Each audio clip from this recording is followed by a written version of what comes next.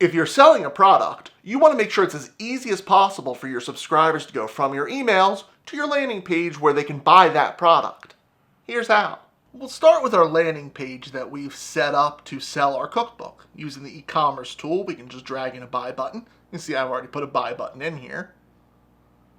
And we're selling our cookbook. So I'm going to save this landing page and then copy the URL.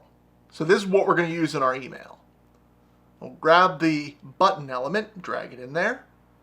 It'll change around a few things. We'll align the button.